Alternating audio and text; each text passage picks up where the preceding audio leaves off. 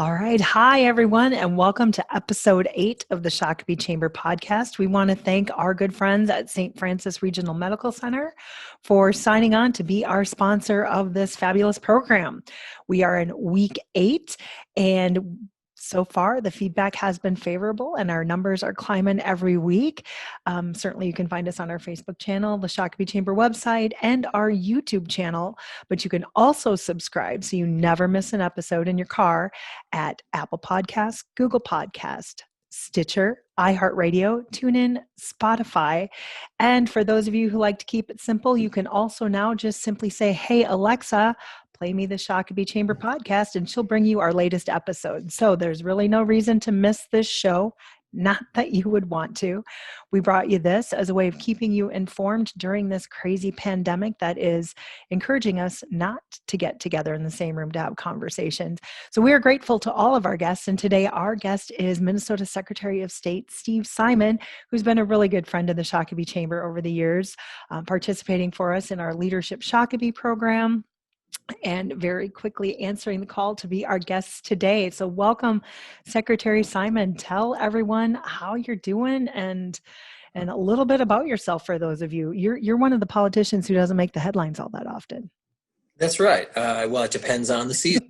True. Season, because we're in election season. So thank you. First of all, thanks to the Shakopee Chamber. Thank you for having me on today. I've been to several of your events, the leadership events and others, and I'll always come when called if I can do it, if the schedule works out. So thank you so much. So, I mean, what you just said has a lot to do with the job, and some might not know everything that the Secretary of State's office does. We are very involved in the business world. We're sort of the welcome mat for Minnesota businesses. So, for example, we do all the business filings at the front end. We do commercial filings, all sorts of other business-related transactions that we make happen. So we help the wheels of commerce go around. We also run a program called the Safe at Home program. It's for victims of domestic violence, stalking, and the like. And it's an address confidentiality program that allows people in the program to keep their true physical residence a secret. That's so great. Their lives on track. But to your point, the biggest area of focus for our office from the standpoint of the public is elections. We supervise and oversee the state election system and now's election system. As of today, we are 77 days out, 11 weeks, and that is going to go really, really quickly. As some of your members know and your listeners and viewers know, last week was the state primary and it went really, really well. Primaries are always a sort of dress rehearsal for the general election, and things went quite smoothly. That's not a guarantee of anything in 11 weeks. The scope and scale will be a lot different and a lot bigger. But how am I doing right now? I'm doing well. I'm cautiously optimistic. Good. Well, and you and your staff are all working from home, as are all state employees. And I see there, it looks like you're coming live from Studio B. How has that been going? Everyone, I can't imagine election season from your home office. Yeah, it's been a challenge for me and everyone. Yes, coming to you live from what I call Studio B. My wife and I share a workspace, and sometimes I'm there, and we jokingly call that Studio A. Studio B is this room, and so I got bumped this morning. My wife needed the space, and that's great. So working from home. I mean, I'm the same as so many of your members and viewers and listeners, which is it has its challenges. I have 2 little kids, one who's 7.5, one who's 6. They're going into 2nd grade and 1st grade respectively, and it's going to be a challenge. We're trying to figure out what the schools are going to look like, what it's going to be like for them. So much over the summer was just plain canceled. So, it's been a challenge. But look, I mean, honestly, I can't put myself in the same boat as many people who are really struggling. My wife and I like to say, look, we've got our health and we've got our jobs, and we need to be grateful for that. So I don't mean to sound like I'm complaining. We're just dealing with the everyday challenges and inconveniences like everyone else is, and we're making it work. Yeah. And that's really all we can do. And, everything is different. And when we started this podcast, I said, I don't want everything to be all COVID every week. Right. But honestly, there is nothing that this stupid pandemic isn't impacting. And elections are obviously going to be greatly impacted. And so I'm hoping that today, as we dive into it, that you can clarify for us what's really going on without going down all these stupid political gamesmanship rabbit holes that every news channel goes down. So clearly there's a lot of drama surrounding the mail in your ballot, stay at home messaging that's being pushed. And I know that your office has taken a position, and I really would love you to tell us more what I believe is about your vote from home initiative. Yeah. So tell us more about that. Yeah, well, look, during a pandemic, putting on an election presents a lot of challenges. And let me just give you a simple math calculation that is governing a lot of how we're thinking about this. Yeah. We have 3,000 polling places in Minnesota. We're expecting about 3 million voters. The math is quite even and nice there. That's 1,000 people per polling place on average. Now, there might be some in Shakopee that are higher, some that are lower, but overall, it's about a rough working average of 1,000. And from a public health standpoint, we got to get that number down if we can. It would be nice to say it's not going to be 1,000 per polling place. We're talking about, by the way, 1,000 people and their droplets circulating in what can be pretty close quarters. I vote in a church basement. I'm coming to you live from Hopkins, Minnesota, and a few blocks away in a church basement. There's not a lot of room down there to grow. So we want to try to get that number down. It's everyone's right to vote in any fashion that they want. It's just that this might be something to consider. Normally, the chief consideration is just comfort and convenience, right? If you go to a website, it's mnvotes.org. That's our website, mnvotes.org. It takes you maximum of 5 minutes to order the ballot to come to you at home. This is not a new or radical or unique law. We've had this on the decades in Minnesota. So nothing fancy and new here with that. But usually it's about comfort and convenience, that you can vote with your feet up. You can vote while you're watching TV or eating breakfast or folding laundry or whatever. This year, there's an added dimension, and the added dimension is that it's arguably a public service. Every person who votes from home this year is making the polling place just a little bit safer for those who do show up and use that option on Election Day. And I'm not just talking about the voters, but also the 30,000 poll workers, 30 that we need to put on an election. So we're encouraging people to take a look at that. mnvotes.org is the place to do it. You can do it on a paper form too, that you can pick up at a county or city facility, or you can download it from the website. But more and more Minnesotans are choosing that. At the last number we reported, and we're going to be reporting some fresh ones today or tomorrow, was already about 650,000 Minnesotans have asked to do that this year, which is about 8.5 times more than on the same date 2 years ago, and about 17 times more than the same date 4 years ago. So people are getting it. People are saying, hey, this is for me. And the only thing I'd say to folks listening to this is it is a reversible decision. It is reversible, meaning if you think you might want to vote from home, go to MN Votes and order that ballot, and you can change your mind. You can say, I thought I was being cautious. I don't need to be anymore. I'm going to go in and vote in the polling place. That's perfectly fine. That's good to know. And that leads me to my next question, because there are certainly people who will want to go to the polls. Yeah. And if they're watching the news, they're probably becoming less and less trusting of every other way except walking in and casting their ballot. And years past have had the challenges with that as well. But I'm assuming that your office has great plans for those who do want to go into the polls for ensuring that that is a safe experience, because it seems like there's as much potential for backlash if the polls are open but not safe as there is for about mailboxes being removed or locked up. So tell me about what your plans are to keep the polls safe for those who do want to go in person. Yeah, that's hugely important. And you touched on a couple of the reasons why. So the primary last week, as with so many other things, was a dress rehearsal. And that bit in particular went really, really well. We, in our office, have spent a lot of time and energy and money purchasing centrally and then distributing to all 3,000 polling places PPE and supplies. So for any voter or for any would-be election judge out there or a poll worker, just know that as we had last week, we will have high-grade, almost surgical-grade masks for all the poll workers. We will have disposable masks for all the voters who show up without one. We will have hand sanitizers and pumps and wipes. And then we have rules in place, which we've sent out weeks and weeks ago, just so everyone knows them and understands them, that will govern everything from social distancing to the use of pens to the automatic wipe down of the polling surfaces. So it worked really well last week. That's not a guarantee of anything, but it worked really well. I visited several polling places, and I always ask both the poll workers and others, do you feel more or less safe? There's never a guarantee of anything, but is this setup working for you? And the loud answer we heard was yes. So I want everyone who wants to continue to vote in the polling place to know we're making it as safe as we possibly can.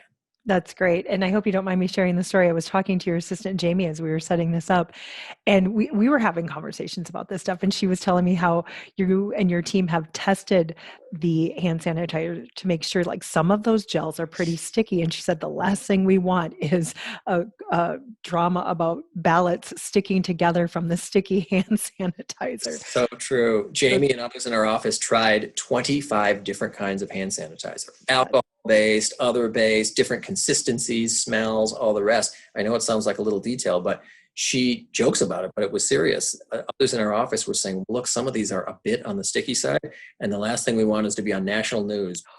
Minnesota's sticky ballots, gummed up the machines or something like that. So can you imagine? Witty than sticky for that reason. Yeah. Oh my gosh. What a nightmare that would have been. So, well, thank you for going that extra mile. I laughed. I was like, the things you don't think about. I mean, you just assume you go to the ballots, you cast your vote, and Right. it's supposed to work. So you brought up something that pens. So my husband asked me, we were talking about this last night. I told him that you were going to be our guest today. And we were talking about it. And he said, well, I'm going to do that. I said, well, I think I'm going to go to the poll. And he said, really? And I said, yeah. He goes, you are such a germaphobe. I can't believe you do that. I said, well, I'm going to bring my own pen. And then he said, well, can you do that? I don't think they're special pens, but so address that question for me, Secretary Simon. Can I bring my own pen? You absolutely can bring your own pen. There's no magic to it. Just make sure it's not like, invisible ink or anything like that. As long as it makes a mark and stays, that's perfectly fine. It's not like, the old days of taking a standardized test and it has to be a number 2 pencil or something like that. It's nothing like that. It's perfect. Ink is ink. So that's it. If you want to bring your own pen, great. I love that. Well, I will show up at also a church basement with my mask, my pen, and I'm going to get my sticker. So, okay. So you're encouraging people to vote from home. I know that they can vote early then as well. And, we've all seen the reports and news clips of candidates on both sides of the ticket behaving badly and making some pretty stupid comments very publicly. And I would think and hope, my opinion, not the Chambers, I would hope that might give people some pause of casting their ballot for that person. So what if I've already voted for my candidate, and then heaven forbid I see them on TV bashing my favorite rock band or something, and then I want to change my vote? What then? Yes. Thank you for giving me the opportunity to say you can change your vote. That seems risky to me. Well, up to a certain point. And we always try to get the word out about this. So we have in Minnesota, we're tied with South Dakota for the longest absentee period in the country. September 18th, it's coming up, is that's 5 weeks from today. Mm-hmm. September 18th, you can start voting in Minnesota by absentee. That's a 46-day period. But let's say you send it in on day minus 45 or day minus 46, the day you get the ballot, and you have a total change of heart, like you mentioned, up to 14 days before the election. Up to 14 days before, you can claw back that ballot. You can go to your county or city, whatever the case may be, depends on where you live, and say, hey, I made a terrible mistake. I voted for candidate A. What was I thinking? I should have voted for candidate B, and you can claw it back. That's day minus 14. However, this year and this year only, there are some special laws in place just for the COVID-19 crisis, just for 2020. It's 14 days. It's usually not that long. That means if you have the same change of heart on day minus 13, 12, 11, 10, etc., you are locked in. But up to 14 days in advance, you can fish that out. The normal rule, if you're interested, is 7 days. But because of COVID-19, for a lot of reasons I won't go into, it was doubled from 7 to 14. So 14 days is the period. After 14 days, you are locked in if you've sent it in already. Wow. When Jamie told me that yesterday, I didn't know that. And you're right. Most people don't. And we here at the Shakopee Chamber, we get very involved in election season. So we held a Republican primary for our House seat. We will hold candidate debates that we will tape and put out to the public. And we will also interview each candidate for each office, one-on-one, socially distanced, and put those out.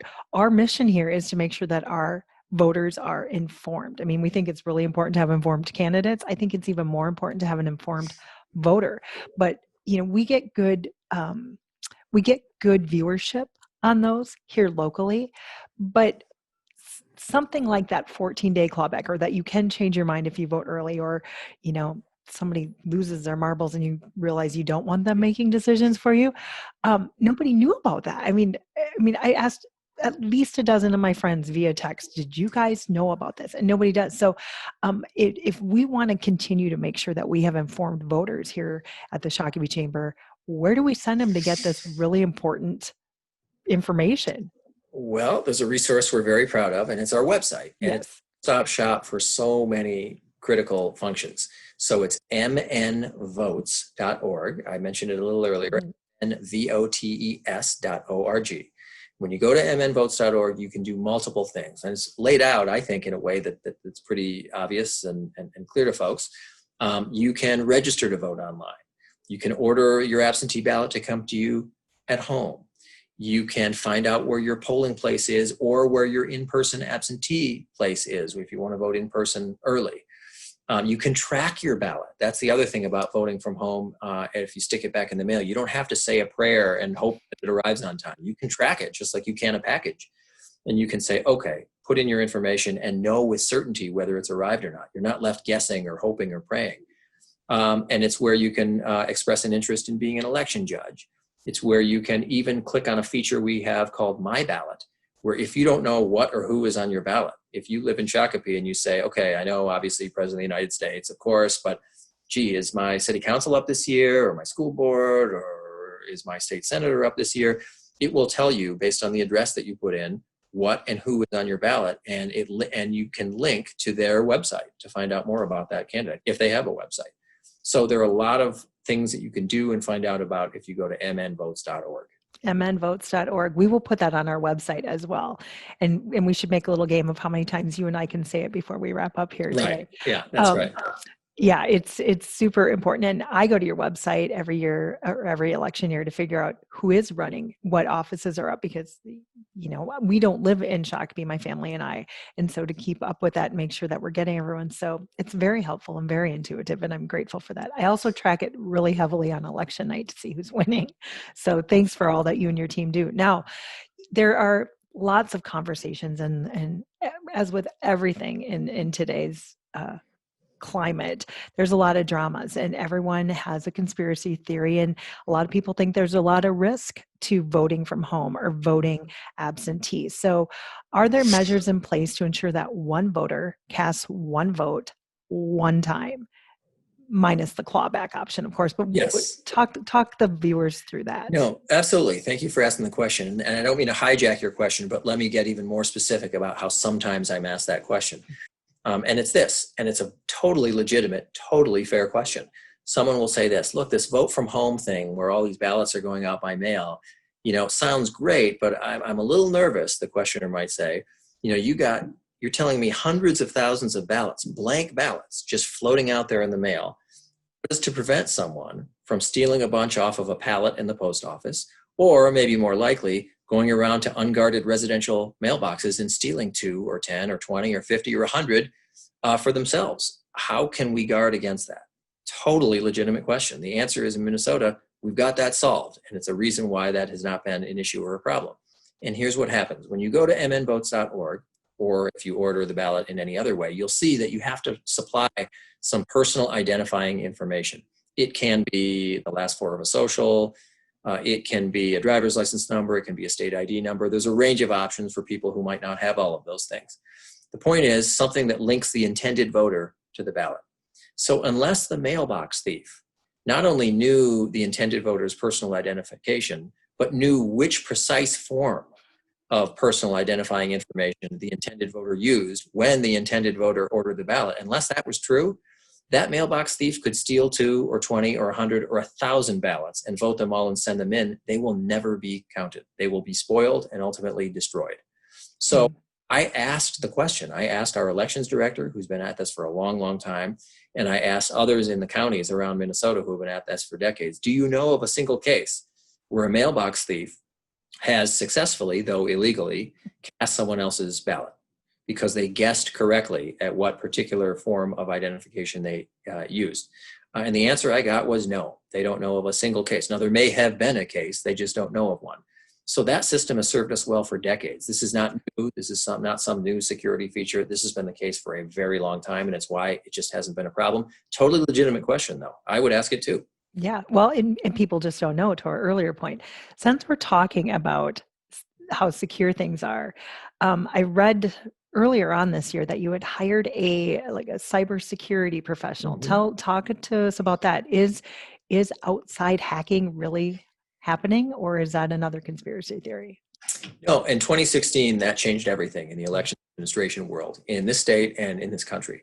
In 2016, Minnesota was one of the 21 states whose election system was the target of a foreign government. So what does that mean, target? Were we hacked or weren't we? What does it mean? Here's the analogy that we've talked about with the intelligence folks in Washington. Imagine a parking lot, and imagine some car thieves casing the parking lot. Maybe they come a couple days in a row with binoculars or listening equipment, or they're observing traffic patterns. They're looking for a way in.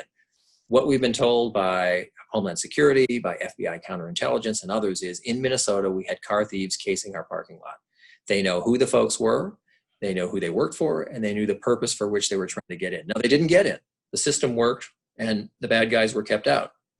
But we've been on guard since then, as has all the states and government, to make sure nothing like that happens again. So this year, we know there are foreign adversaries that have the appetite and the capability to snoop around and get into databases. Whether they'll do it or not is an open question, but we spend a lot of time, attention, and money on this issue and this problem. We work constantly with intelligence sources. Even this morning, I got an email from our FBI contact here in Minnesota on a security issue. And we actually actively invite them to come in and test our systems to basically try to hack us.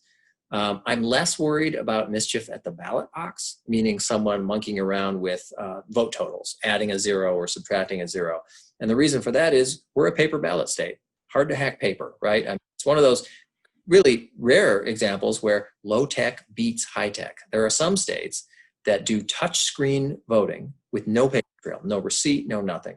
We've never done that in Minnesota. We always have a paper trail, something you can touch and see and feel. So I'm less concerned about that. What I'm more concerned about is that someone will try to get into some of the databases that our office and local governments run having to do with voting. That could be very serious. That's where we're putting our time and attention. So I feel very good and optimistic about where we are from a security standpoint.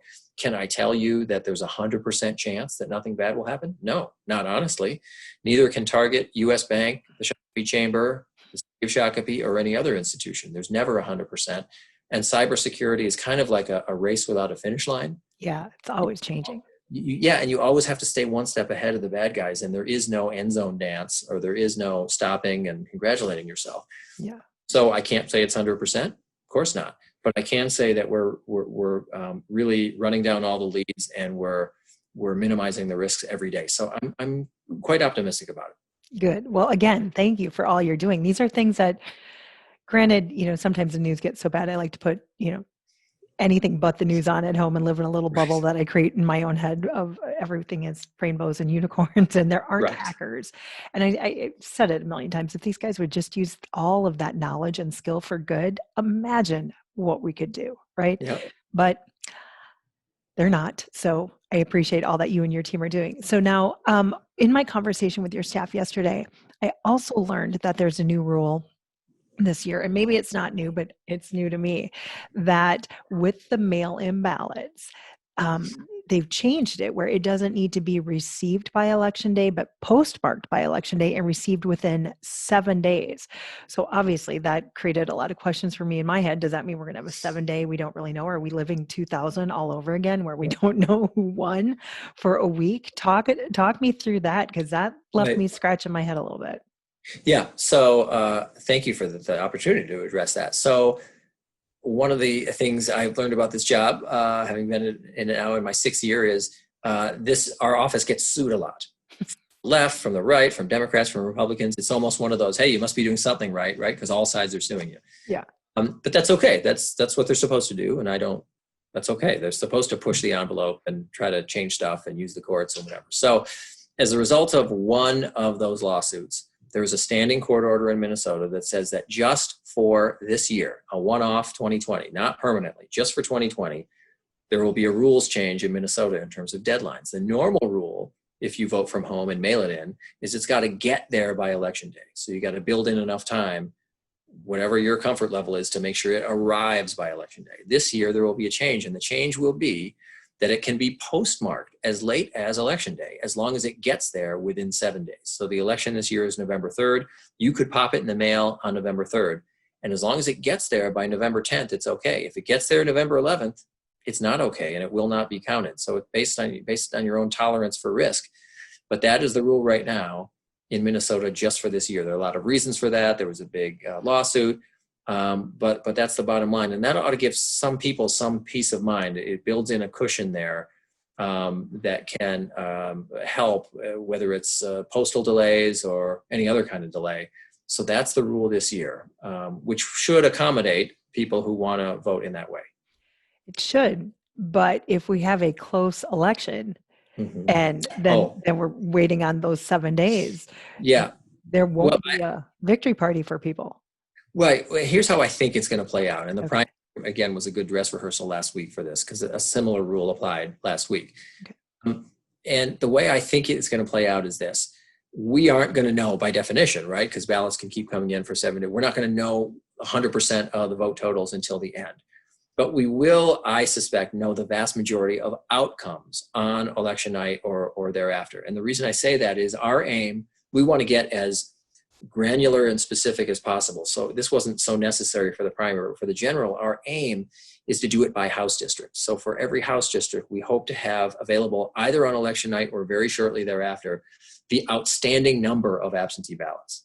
So for example, if on election night, candidate A is ahead of candidate B by 1,000 votes. And if you know on election night, or maybe the next morning, that there are only 700 outstanding absentee ballots, the news media will very likely call the election for candidate A. They'll declare candidate A the winner, because even if all 700 outstanding ballots came in and went for candidate B, that's not enough to overcome the 1,000-point cushion. That's just one example. So it's true we won't know the full scope and all the numbers for a week. That's true. But I strongly suspect we're going to know the vast majority of outcomes, who won and who lost. And my only message to your members, your viewers, your listeners is this. When, not if, you see that 100% is not in on election night, that it takes a few days, I just counsel patience, and I ask that people understand that this is by design, literally by design, through a bill passed this year in the legislature and through court orders. This is the way it's supposed to work. So don't blame the city of Shakopee. Don't blame the county. Don't blame the city wherever you live, or think that someone got it wrong or fouled up or made a mistake or fell asleep at the switch. That's not the case. This is literally by design. And the reason is that the legislature and the courts in a couple of these cases have said, look, we're going to get a tidal wave of absentee ballots. They take the process. They overwhelm elections administrators. There are a lot of steps that have to happen before one's even counted. You have it's an eligible voter, they filled everything out correctly, all the rest. And so they built in that extra cushion. And this isn't just a Minnesota thing. All over the country, this is happening the same way. So bottom line is, we won't know the full results for a week by definition, but I strongly suspect we'll know the vast majority of outcomes, winners and losers, on election night or very shortly thereafter. Perfect. So, it's going to be different. And you just said something that I think should be a message for everything, not just elections. Counsel patience. If everybody would just take a breath, count to 10, and realize that it's hard enough without creating drama based on what you heard. Or, I mean, everyone's so quick to believe everything they hear and read, which is why I just turn it all off and believe nothing, or just bury my head in the sand after work. Anyway, but so there's a lot that's going to happen. We've discussed a lot today. A lot is different. If you had to sum up the top 3 things that Minnesota voters need to know for Election Day to cast their vote however they choose and to be counted, what would that be, to sum it up for our group? Sure. Great question. I would say overall, number one, you have many options. One is to vote in your polling place on election day, just like most folks still do in Minnesota. And if you don't know where to go, you can go to mnvotes.org and find out where you go. You just type in your address. It'll tell you right where to go on election day, November 3rd. A second option that you have is to vote in person absentee up to 46 days before the election, starting September 18th. You can go to a designated place and vote in person. If you still want the satisfaction of watching the ballot go into the machine or knowing that it was cast. You can go, it's typically a city hall. It might be a county office. Again, go to mnvotes.org and find that out. And then you can also vote from home, which is a growing and popular option in Minnesota. It's a safe option. It's very arguably performing a public service by making sure that the polling place and even the in-person place is just a little bit safer. You can go to mnvotes.org again and order that ballot to come to you at home. So you have options. And the vote from home option, I would point out, maybe that's the second thing, is reversible. It is reversible. You can change your mind. You can order that ballot and say, yeah, I was being a little too cautious. I don't need to, or I don't want to. And you can just go into your polling place or vote in person absentee. And then finally, I would say, just know that if you are going into the polling place, we're doing everything we can to make the polling place as safe as possible. We've invested the time and the energy and the money to get PPE and supplies to all 3,000 polling places for the poll workers, for the voters, to make sure things are clean and efficient and easy and sanitized as much as we possibly can. So Minnesota's #1 in voter turnout in America. The last 2 elections in a row, in 2018 and 2016, we have a record and a reputation to uphold and to defend. We hope we can go for the hat trick here, 33 in a row, but even if we don't, we'll be among the very top states. And that's because Minnesotans of all political perspectives, Republican, Democrat, liberal, conservative, doesn't matter, love to vote. They will find a way. They will overcome the obstacles. And I just want to thank the Chamber for giving voice to our office, at least, and a chance to explain some of these rules. So whatever you do, go out and vote. It's easy to do if you're not registered. You can also go to mnvotes.org, or if you need to refresh your registration because you moved, that's another place to do it. So for your time and attention. Great information. I wish we had for the video part of this podcast, a tally for every time we said Minnesota, mnvotes.org. Yeah, So Secretary Simon, thank you so much for always being so generous with your time and for making time today. And I know that it should be, I should seriously consider staying home for the safety of others. But after listening to how much you guys tested the hand sanitizer, I'm going to the poll, because if I can, and I'm going to take a picture of the label because I hate that sticky hand sanitizer, but I'm never without something. So thank you for all you're doing. Here's to a safe and healthy and successful election season. And we'll look forward to seeing you here in Shakopee again soon. Thank you very much.